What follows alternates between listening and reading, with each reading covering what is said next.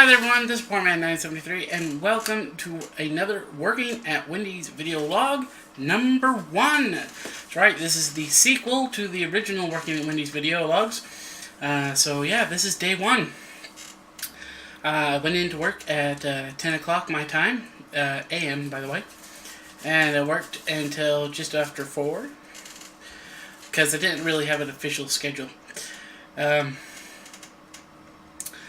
And one thing I've really noticed is the familiar pain from when I was standing just after I got partially paralyzed is still there. It's almost unbearable. I mean, it's horrible. My legs and specifically my left arm are absolutely just burning and on fire, and they just hurt. So, it's something I'm going to have to try to get over, or get used to, or get better. I mean, there's not much I can do right now other than really taking some more pain medication, which I don't really want to be taking pain medication before and during my shift, but if that's what I have to do, that's what I have to do. So far in this Wendy's, it's a little different from the one in Evanston. I think it's almost a smaller facility, and it's got some problems. There's some things that are broken that they were actually trying to fix some of the things when I was there this morning. But see, it feels different because things are where it almost feels like things are where they shouldn't be, even though it's probably perfectly fine for the store there, but it still feels like it's out of place to me, and it's just been a little difficult, and it almost feels like there was really nothing really getting done. Not really, and we had a little bit of a rush.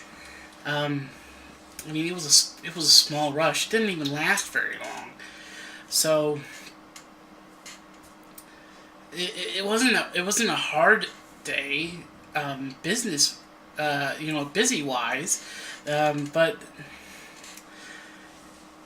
it feels strange, really, being at a different Wendy's. I liked the one I was at in Evanston. It was always clean. Not that this one wasn't clean, but like some parts of the lobby look like they're falling apart a little bit. The drink machines and some of the booths, some of the booth benches, they've got exposed holes where the fabric has been torn off. I couldn't get the bottom drawer of one of the soda machines to shut, and the other one wouldn't register a full box of Coca-Cola. So it's going to be different working at this one. And I was working the front register, and she was really happy that she didn't have to train me on the register, because I already know what I'm doing for the most part. Heck, I could probably, even though I didn't do sandwiches very often, I could still do sandwiches and fry station, and I guess technically grill's the part where I had the least amount of experience in, so I wouldn't do horribly well with grill, but I could probably do it. And I thought I was being slow. I hadn't worked a Wendy's register in several months, so I was still learning where everything was, and I made a couple mistakes, but for the most part, I thought I was going slow. And then at the end of my shift, my manager says that you're so fast. It's like, what?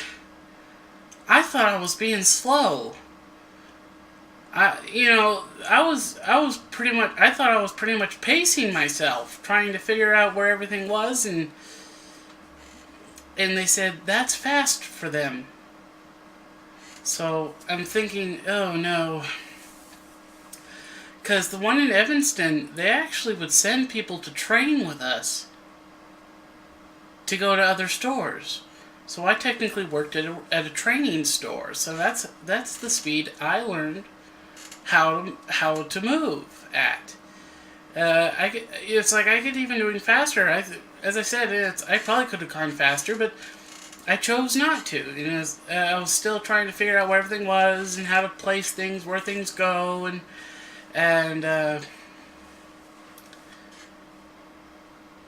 it's maybe it was just a bad day or something, but it just seemed strange. So it'll take some time getting used to, and I'm actually still looking for another job. Because if I can get a job at cashiering at like Smith's or Walmart, I very well might quit Wendy's and go there, because then I can actually fill out a form that will let me like sit down at a stool and still cashier.